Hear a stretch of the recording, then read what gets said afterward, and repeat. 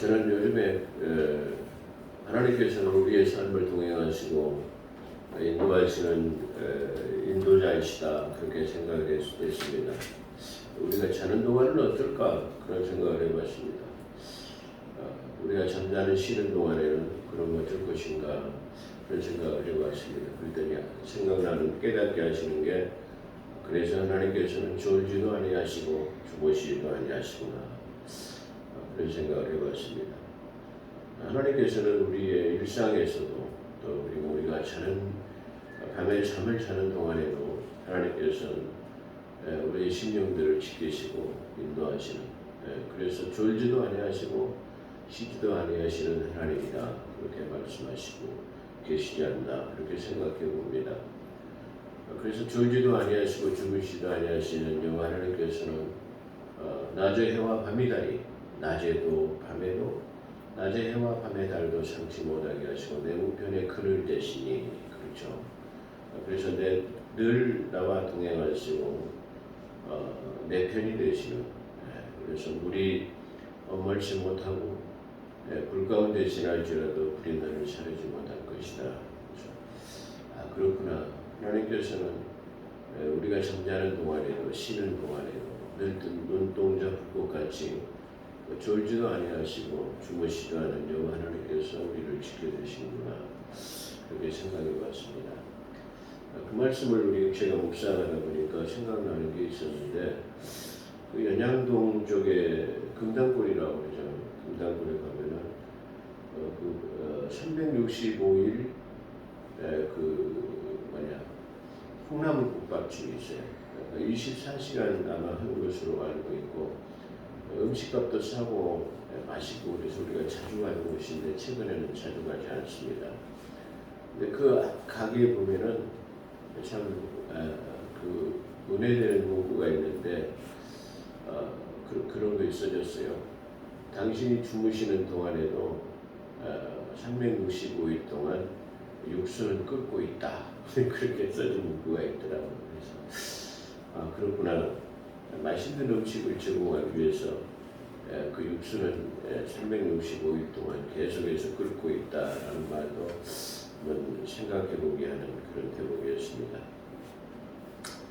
오늘은 창세기 19강 인류의 기원에 대해서 인류의 기원이 어떻게 분포되었는가 지난번에는 야벳 족속에 대해서 먼저 말했는데 먼저 중요하지 않은 사람들부터 구속사적인 면에서 성경은 기술해 가고 있다 그래서 말했는데 우리가 그 야벳 족속 중에서는 마국이라고 하는 아들이 좀 특이한 이름으로 기억되고 또 그 마국은 마지막 에스겔 시대 제3성전 시대에 하나님의 백성들을 대적하는 족속으로 거기에 남는 것을 우리가 보았습니다. 오늘 우리는 이 창세기 10장 6절에서 14절의 내용의 말씀 19강을 통해서 바벨탑의 성주 우리가 믿음 중에서 가장 교만을 나타내는 것 하나님의 뜻의 대적에서 나타나는 것이 바벨탑이에요. 주로 말하는 것이 바벨탑을 짓지 말아라. 너의 바벨탑은 무엇이냐 이렇게 바벨탑에 대해서 가장 많이 말을 하고 있는 것입니다.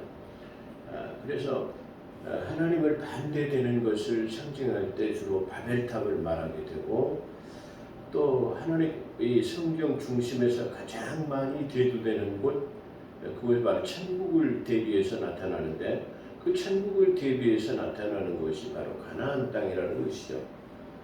원래 가나안은 그야말로 이 함 족속의 아들이었던 가나안이라는 사람이 살고 있었던 곳인데 그 가장 악랄하고 어떻게 말하면 하나님의 뜻에 대적했던 사람들 그래서 가나안을 우리가 정복하는 그 정복기를 보게 되면 가나안에 살던 사람들이 가장 우상이 난무했고 그 다음에 하나님의 대적으로 나타나는 네피림의 후손이라고 하는 안악자손 다시 말해 큰 장대한 자의 소생들 거인들이 살고 있는 거인국이었다는 것을 우리가 알게 돼요.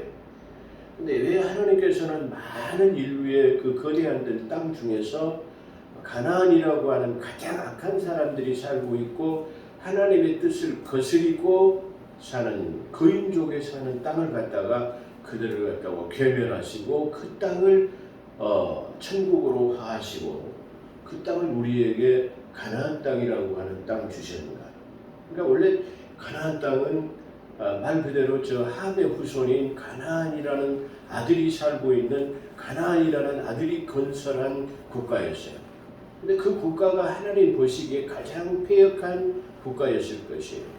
그래서 가장 패역한 국가에 사는 사람들을 전부 다 괴멸하시고 그곳에 살기 좋은 땅으로 하나님께서 약속의 자손들을 갖다가 입성하시게 하시지 않았느냐. 그것을 우리가 생각해 보게 할 수 있는 것이에요. 그래서 통전적으로 성경을 우리가 보게 되면 믿음에 대한 것에 반대되는 것, 그러면 바벨탑. 그리고 우리가 궁극적으로 들어가야 할 천국은 바로 가나안 땅인데 천국으로 대별되는 땅이죠.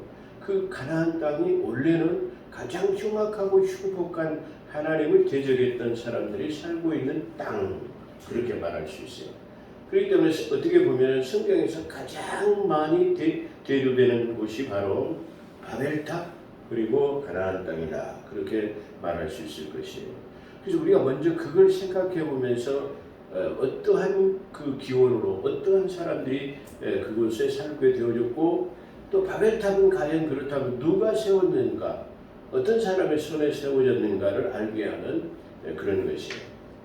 우리가 고사에 보면 지피지기면 백전백승이라는 말이 있습니다. 그런 것처럼 우리가 저 그리스도가 누군가, 누가 하나님의 대적자인가, 이것을 우리가 안다면 믿음 생활하는데 곧바로 승리하는 삶이 될 수 있을 것이다. 그런 생각의 측면으로 우리가 이 19강을 우리가 생각해 보면 큰 은혜의 시간이 될 수 있을 것이다, 그렇게 생각이 됩니다. 그래서 지난번에 이어서 인류의 기원 함족을 통해서 우리가 야베 쪽을 통해서 인류의 기원을 알아보는 그런 시간이었고, 오늘은 함족의 인류 기원을 통해서 은혜의 시간이 되었으면 좋겠습니다. 18강에서 말씀드린 것처럼 창세기, 즉 인류 기원에 관한 책은 바로 지난번에 말씀드린 것처럼 네 사건과 네 족장의 이야기로 되어졌습니다. 그래서 네 사건은 바로 창조의 사건, 그 다음에 두 번째로는 타락의 사건, 세 번째로는 물심판의 사건, 그 다음에 네 번째로는 오늘 여기서 말씀하고 있는 바벨탑의 사건을 둘 수 있어요. 그래서 바벨탑의 사건이 끝나고 나면 창세기 12장을 우리가 접하게 되는데 12장부터는 족장, 하나님께서 부르시는 아브라함과 이삭과 야곱과 요셉이라고 하는 네 족장의 이야기를 창세기 50장에서 마무리하고 있어요. 그래서 이 창세기는 바로 세상의 기원을 얘기하는 책에 바로 네 사건과 네 족장의 이야기로 끝내고 있다는 것을 우리가 말할 수 있습니다. 그러므로 오늘은 그 네 번째 사건의 바벨탑은 누가 건축하였는가, 왜 건축하였을까를 알므로 인해서 적그리스도의 정체를 알 수 있는 계기가 될 것입니다. 함의 아들, 함이라는 말은 원래 뜨겁다, 검다, 거르다 그랬어요.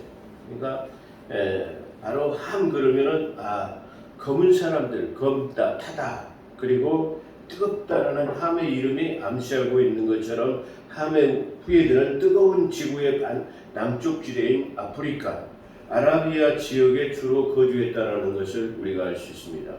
그 함의 아들 중에서 구스가 나오는데요. 구스는 고대 에티오피아의 족속들을 가리킵니다.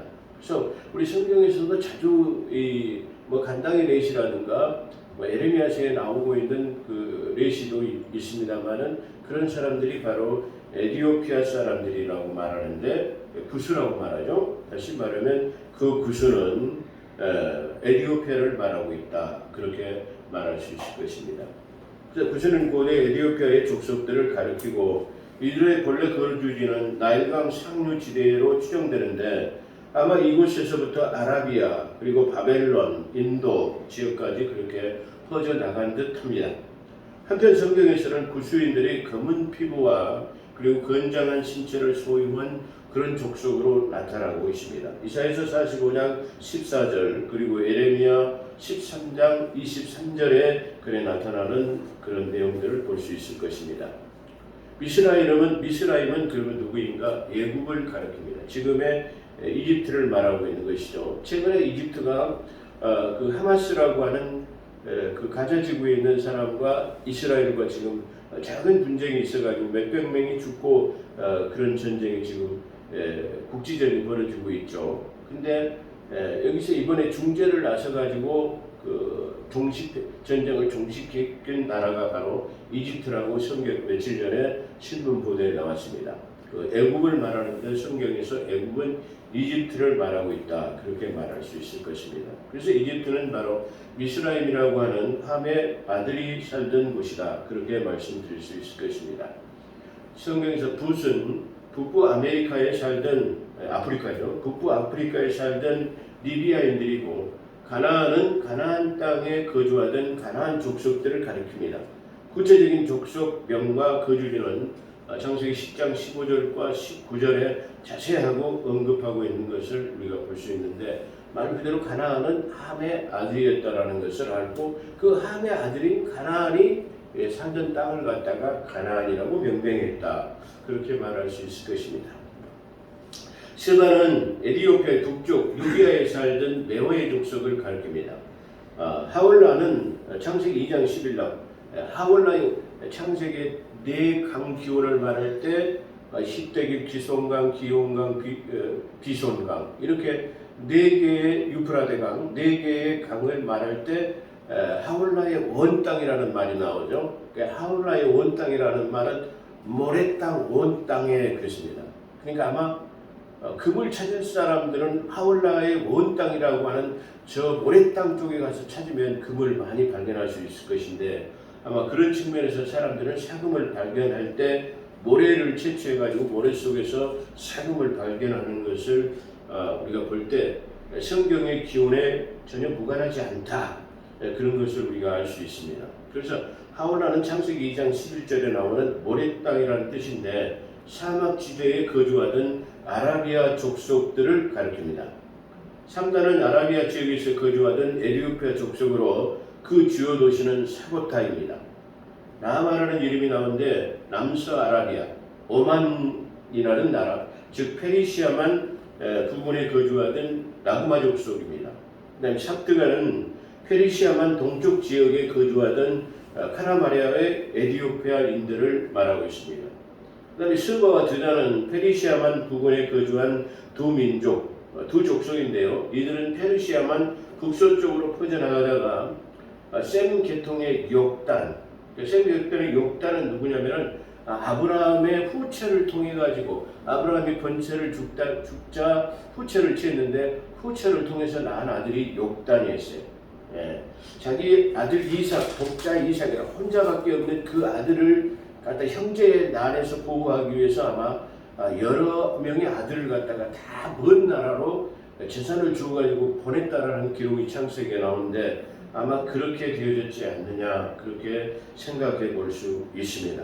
그런데 이렇게 스바와 드다는 페르시아만 부근에 거주하던 두 민족의 두 족속인데, 이들은 페르시아만 북서쪽을 퍼져나가다가 셈 계통의 욕단, 지금 말씀드린 아브라함의 후처 소생을 만나 스바, 욕단과 스바가 만나서 혼합 족속을 이루게 되었다라고 성경은 증거하고 있습니다.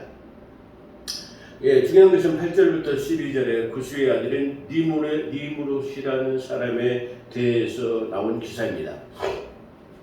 이가 아마 성경 중심에서의 가장 큰 중요한 인물일 것입니다. 그래서 이 사람을 우리가 보게 되면 인류가 분화되고 나누어졌죠. 분화되고 종족이 각각 거처에 정착하고 번성해 가던 당시에 니무롯은 침략과 압제로서 최초의 강력한 국가를 형성한 제국주의자로서 그 행적이 뚜렷이 됐기 때문에 인류의 많은 사람들의 이름이, 많은 사람들이 태어나고 죽고의 수많은 사람들이 기록하고 있을 것입니다. 어쩌면 지금도 지구상에 70억이라고 하는 인구가 살고 있어요. 근데 그 70억이라는 인구 속에서의 하나님이 기억하실 만한 사람들, 하나님을 대적하는 사람들의 그 중에서의 누가 가장 하나님을 대적했는가? 또 그리고 반대로 누가 하나님을 가장 사랑하는 사람이었는가 이렇게 말할 수 있죠. 지구상에 234개국이라는 나라가 있는데 그 나라 중에서 하나님을 가장 잘 믿는 나라가 누굴까? 그러면 그 중에서 우리가 아마 몇 번째? 한 5번째 손가락 안에 드는 나라가 될 것이에요. 그래서 나라와 나라를 심판할 때도 어떻게 마태복음 25장이죠. 나라와 나라를 심판할 때도 그래도 우리는 하나님의 우편에 서 있는 양무리에 속하는 나라가 될 것입니다. 그런 것처럼 지구상에 234개국이라는 나라가 있지만 그 중에서 하나님을 잘 섬기는 나라, 그 나라가 우리 대한민국이 되기를 소망합니다. 할렐루야. 또 하나님께서 그 70억이라고 하는 인구 속에서 누가 가장 잘 섬기는 사람인가? 누가 하나님을 가장 많이 대적한 사람인가라고 기억하실 때 어떻게 보면은 그 중에서 우리가 하나님이 기억하신 바 될 만한 사람 속에 든다라고 하는 것이 얼마나 소중한 것입니다. 오늘 그런 측면에서 그 반대되는 사람, 하나님을 가장 악랄하게 그리고 극랄하게 그리고 반대하고 대적하고 살았던 사람이 바로 림롯이라고도 하고 림롯이라고도 하고 바로 이 성경에서 나오는 담무스의 아들이 바로 림롯이라고 해요. 셈이 담무스의 담무스라고 나오죠. 성경에 나오는 담무스에 나오죠. 오늘 그걸 말하는 주제는 아니기 때문에 다음 기회에 말씀드릴 수 있을 것입니다만은 바로 이 담무스는 바로 담무스를 숭상하는 이유는 담무스의 아들이 영걸이었기 때문에 셈의 담무스는 모자 숭배 사상에서 나오는 거예요. 바로 헬라크레스를 낳았던 그 어머니를 숭상하는 것, 바로 셈의 담무스, 다시 말하면 이 림롯을 낳았던 어머니를 숭상하는 것, 바로 그래서 또 성모는 예수 그리스도를 낳았기 때문에 성모라고 하는 마리아를 숭상하는 사상이죠. 그건 바로 우리는 적그리스도 유형 속에서 나오는 종교이다. 그것을 우리가 말할 수 있어요. 성경에서 담무스의 사상은 바로 림롯 같은 사람들, 헤라크레스 그리고 성모를 섬기는 그런 것과 관계가 있다는 것을 오늘 말씀드릴 수 있을 것입니다. 그의 이름은 니므롯이라고 하는 그의 이름은 대적하다 그런 뜻이에요. 반역하다라는 뜻을 지녔습니다. 히브리어로 마라드에서 파생된 말로서 이 이름이 암시하듯이 하나님의 뜻을 대적하여 침략과 압제로서 백성들을 지배하는 당대의 폭군이요 전제주의의 군주임을 잘 나타내고 있습니다. 림롯 그러면은 바로 적그리스도의 예표의 이름하고 똑같아요.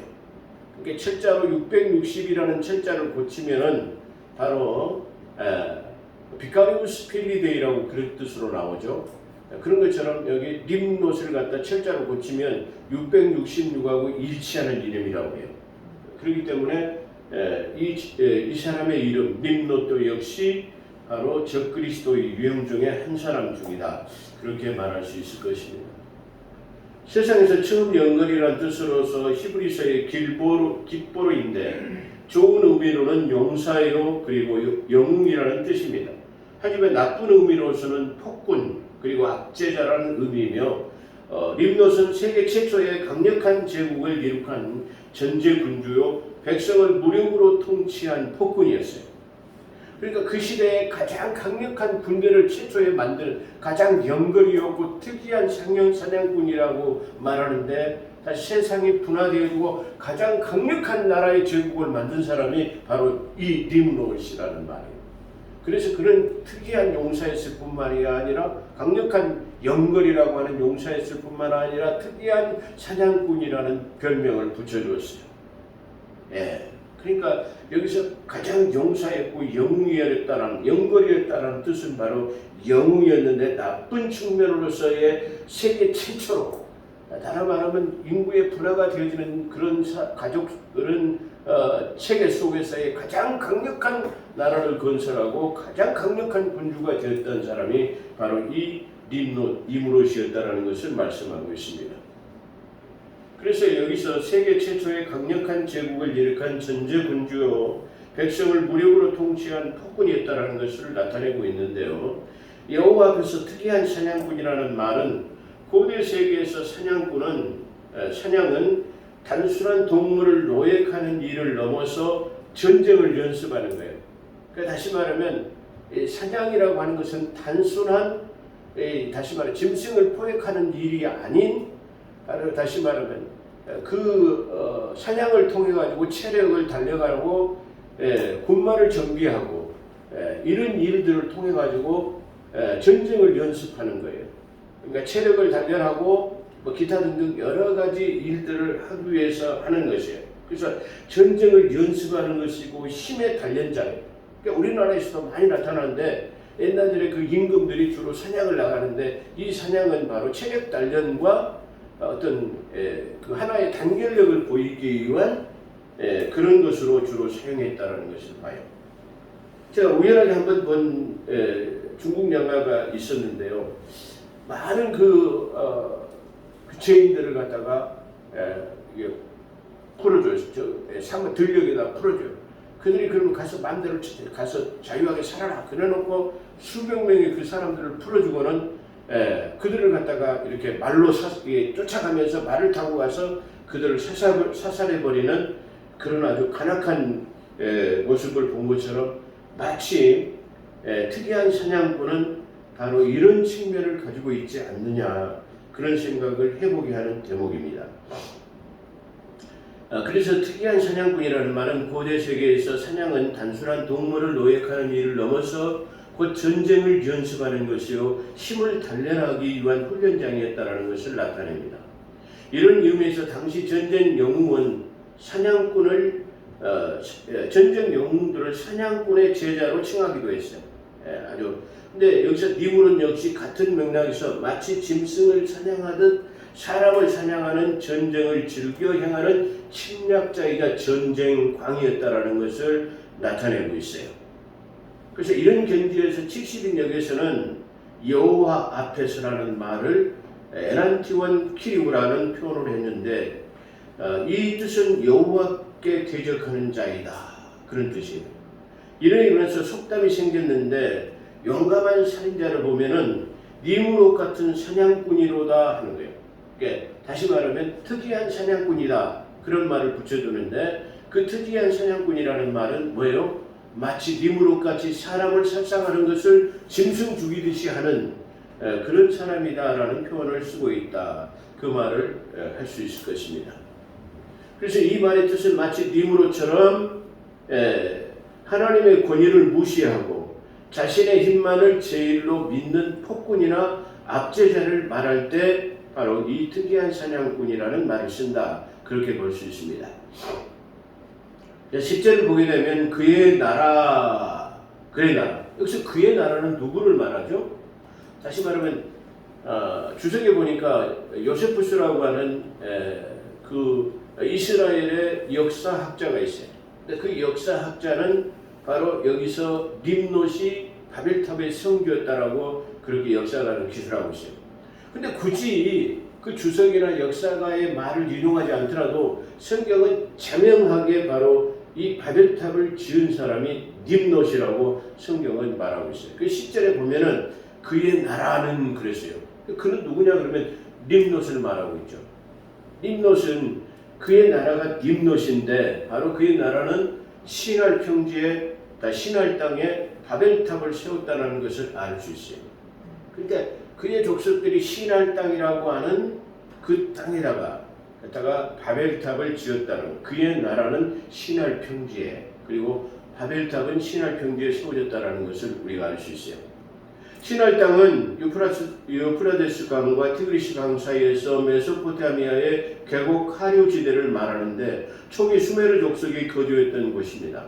후에 이곳은 바벨탑이 건립되었습니다. 창세기 11장 1절 2절에서도 그의 나라는 바벨에 세워졌다라고 그렇게 말하고 있어요. 그래서 이 바벨탑은 시날 평지라고 하는 곳에 바벨탑이 세워졌는데, 바벨탑은 바로 다시 말하면 이 림롯이라고 하는 사람이 그 가장 도시를 갖다가 바벨 시날이라고 하는 평지에다가 가장 큰 성읍이 자기의 주요 도시, 다시 말하면 우리 대한민국의 수도가 서울인 것처럼, 평양의 북한의 도시가 평양인 것처럼 바로 이 림롯의 주로 이 성읍이 바로 제일 큰 성읍이 바로 어디였느냐? 그러면 바로 바벨탑이에요. 바벨탑을 세운 신할 평지였다라는 것을 우리가 알 수 있습니다. 또한 이것은 바벨론의 중심 도시였습니다. 이 바벨탑이 세워진 곳이 바벨론, 바로 바벨론이라는 것을 우리가 너무나 잘 알죠. 바벨론은 바벨론의 바벨탑, 바벨론, 그 다음에 바벨론이 거주하던 곳이 오늘날 어디죠? 바로 로마라고 하는 나라죠. 우리가 그것을 너무나 잘 알고 있는 것이죠. 아마 이쯤 되어지면은 여러분들이 그 바벨탑에 그러면 바벨탑이 어디에 세워졌었던 것인가를 알 수 있게 될 것입니다. 그래서 이곳은 바벨론의 중심 도시였습니다. 이 바벨론에서의 가장 강력한 군주는 바로 느부갓네살 왕인데, 이 느부갓네살 왕이 다니엘서에 보면 금신상을 세울 때도 이 신할 평지에 자기 금신상을 세웠어요. 그리고 삼연육각이라고 하는 오케스트라를 연주하면서 그 연주가 시작되어지면 모든 세상의 사람들은 누구죠? 바벨론에 세워진 신할 평지에 세워진 누구죠? 느부갓네살 왕의 금신상 앞에 절하도록 만들었다고 다니엘서에 나오는데, 그 다니엘이 세워진 바로 금신상도 바로 이 신할 평지에 세워졌다라는 것을 우리가 알 수 있습니다. 할렐루야. 그래서 중심도시이자 이 바벨론의 가장 융성한 데는 느부갓네살 왕이 재임하실 때 가장 최절정기를 맞았는데, 이 시기는 BC 605년에서 562년에 있었던 것입니다. 11절과 12절은 그가 그 땅에서 아수르로 나아가 모든 땅을 점령한 적그리스도 유형을 가지고 있습니다. 그가 그 땅에서 그렇습니다. 그러니까 그는 누구냐? 그 땅. 그러니까 그가 바벨론에서 점점점 세상을 아주 넓히게 되어지는 것을 말하고, 그러니까 그가 그곳에서 나아가, 그래서 그 땅에서 아수르 쪽으로 나갔다 이 말이에요. 그래서 아수르 속에서 나가 모든 땅을 점령한 적그리스도 유형을 가지고 있는데, 아수르에서 느니웨, 우리 성경에서 나오죠. 니느웨, 르호보딜, 그리고 갈라는 큰 성 레센을 세움이라고 말하고 있습니다. 갈라와 니느웨 사이에 레센이라는 성읍을 건축했는데, 이 성읍을 볼 때 큰 성읍이라고 그래요. 그러니까 아마 이 림롯은 바벨론에다 본거지를 세우고 점점점 아수르 쪽으로 이 나라의 영토를 갖다가 더 크게 침략해 가면서 거기다가 그 바벨론보다 더 큰 성읍을 건축했는데, 그러니까 이래서 하나님께서는 의도적으로 레센에 있는 성읍을 갖다가 큰 성읍이라고 증거하고 있습니다. 그래서 니느웨와 갈라 사이에 레센이라고 하는 큰 성읍을 건설했다라고 말하고, 그가 점점 미스라임과 그리고 루딘과 아나민과 그리고 르하빔, 그리고 랍두임, 바슬루dim, 가들로임과 갑도림, 그리고 갑도림에서 누구냐? 블레셋이라고 나옵니다. 그러죠? 여기서 또 그 블레셋 족속은 누구예요? 가장 이스라엘 백성을 가장 그 근거리에서 가깝게 살면서 가장 이스라엘 백성들을 괴롭혔다라는 거예요. 왜냐? 이들이 가지고 있는 영이 적그리스도의 영이기 때문에, 반역자의 영이기 때문에 그럴 수밖에 없죠. 그러니까 지금도 저 이스라엘이라고 하는 하나님이 선택한, 하나님께서 세우신 그 백성들을 그 주변의 국가인 바로 12방백이 나오는 12이스라엘의 족속이 12지파가 이스라엘을 형성했다고 한다면, 그 12방백이라고 하는 이스마엘의 족속들, 그리고 모압과 암몬, 이런 모든 족속들이 그 주변에 이스라엘을 뺑 둘러싼 나라들이에요. 그러니까 어떻게 보면 이스라엘의 모압과 암몬, 이런 모든 나라들이 바로 항상 그 뺑 둘러 있으면서 믿음의 나라인 이스라엘을 공격하고 있어요. 이건 마치 우리가 지금 현 시대로 살아가고 있는데, 마치 우리의 삶 속에서 항상 이 적그리스도의 유형을 가지고 있는 사단들은 우리를 늘 에워싸고 우리를 틈만 나면 공격하려고 하는 모습과 마치 마찬가지다. 그런데 그 조그만 나라가 견딜 수 있는 건 뭐죠? 그들이 힘인가요? 뭔가요? 무엇 때문에 그 주변 국가의 강력한 나라들이 그 한 나라를 못 잡아먹어가지고 그 한 나라를 말살시키려고 하지만, 그 조그만 나라가 유지할 수 있는 건 뭐죠? 아, 그렇습니다. 할렐루야. 하나님의 도우심으로 유지할 수 있는 것입니다. 마찬가지로 우리의 삶도 마찬가지입니다. 우리의 삶도 이와 같이 보이지 않는 영적 세계에서의 우리의 믿음의 사람들을 공격하고 틈만 나면 말살시키려고 하고 그 믿음에서 떠나게 하려고 하는 것이 어둠의 세력들이다라는 것을 우리에게 말씀해 주고 있는 것입니다. 그래, 그렇습니다. 그 하나님께서 우리를 지켜주지 아니하, 성령 하나님께서 우리를 지키지 아니하시면, 제가 성경에 말씀한 것처럼 졸지도 아니하시고 주무시지도 아니하시는 그 하나님께서 우리를 지키고 보호하지 아니하시면 우리는 믿음에 실족할 수밖에 없고, 그 이스라엘 나라는 괴멸될 수밖에 없고 멸망될 수밖에 없다라는 것을 우리에게 알려주는 대목입니다. 이렇게 해서 지금 이 창세기 10장에 나타나는 림롯이라고 하는 니므롯의 하모의 후손들이, 다시 말하면 우리 성경 구속사적인 면에서 전부 가장 하나님을 대적이고, 이제 11장 강의에서도 앞으로 20강은 이제 함족에 대해서, 셈족에 대해서 한 번 더 강의하고, 그 다음에 21강에서는 창세기 11장을 강의할 것이에요. 거기서 더 자세하게 나타나겠지만, 이 바로 림롯이라고 하는 성주가 그 바벨탑을 세우고 그 신할 평지에 그 바벨을 지어줬던 최초의 성주였다라는 것을 우리가 알 수 있으며, 그의 그 강력한 그 영토의 침략과 그 압제를 통해 가지고 점점점 그 영토가 넓어지게 되는 것을 우리가 보게 되는 그런 측면을 우리가 볼 수 있었습니다. 그러므로 말미암아 우리가 여기서 느낄 수 있는 것은, 아, 그렇구나, 우리가 하나님의 도우심이 없이는, 하나님의 보호하심의 섭리가 없으면은 우리는 시간만 나면 호시탐탐 우리를 괴멸하고 침략하고 넘어뜨리려고 하는 악의 무리 속에서의 하나님의 특별한 섭리로 보호하지 않으면, 그를 의지하지 않으면 우리가 살 수 없다라는 것을 오늘 남겨주는 그런 대목. 그리고 바로 그 적그리스도의 바벨탑과 가나안이 원래 이 함족 속의 후예의 것이었다라는 것을 알게 하는, 다시 말해 적그리스도의 정체를 알게 하는 그런 대목이었습니다. 기도하겠습니다. 고맙습니다. 감사합니다. 오늘도 저희들을 불러 모아주시고, 하나님의 특별한 섭리가 없이는 저 이스라엘을 보호할 수가 없고, 또 하나님의 특별한 섭리가 없으면 하나님 이 악의 무리 속, 그리고 공중권세 잡은 세상에 하나님 악 영향으로부터 우리를 하나님 보호할 수 없음을 고백합니다. 그러므로 하나님께서 우리를 늘 지키시고 보호하시고 졸지도 아니하시고 주무시도 않은 하나님께서 우리를 지켜주실 때만, 그 믿음 안에 설 때만에 우리가 온전하고 하나님 아버지 또한 평안을 누릴 수 있는 그런 삶이 되어진 것을 봅니다.